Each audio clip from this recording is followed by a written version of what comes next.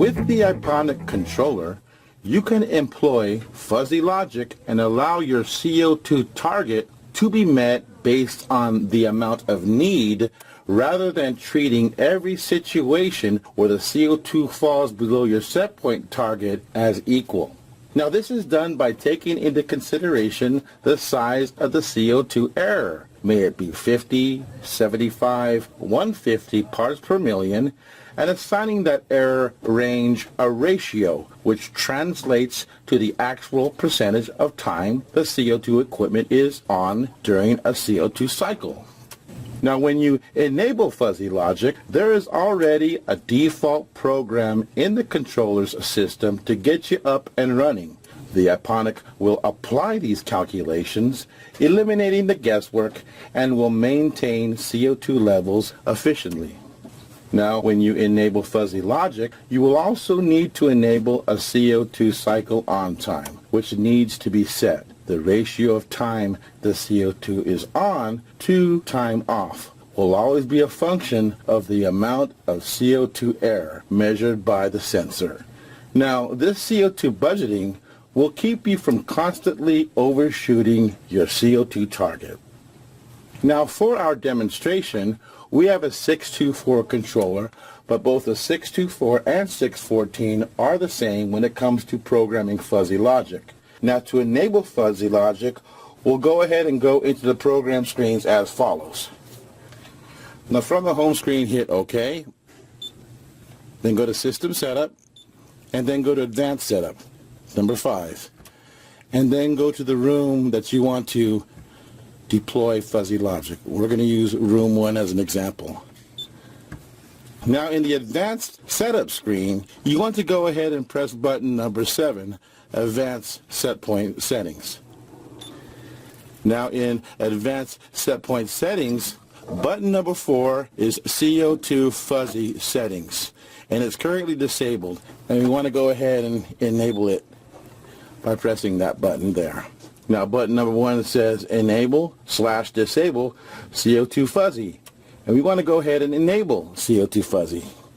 Press button number 1 and enable.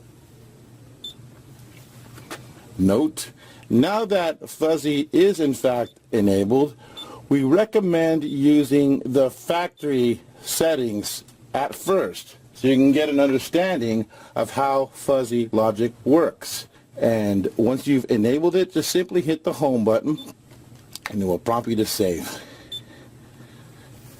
Now once you have fuzzy logic enabled, to get to your CO2 settings, you would simply go into your CO2 output. For instance, output numbers 2, CO2, press that button until you get to settings. Now in the settings screen, you have button number 8, which is CO2 settings. Button number 5, you can set your set point. Button number 8 is the settings screen. Now in this screen you have the deadband, CO2 fan cut, and also the cycle period.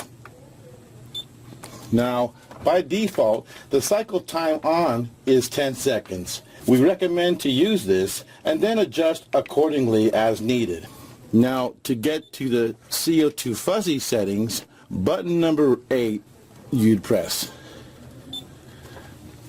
Now to change the ppm level or time percentage, simply use 5, 6, and 7, and 8 to navigate within these fields. And if you want to edit a value, simply button number 2, press that to edit your ppm values or time percentage values. When done changing, hit OK.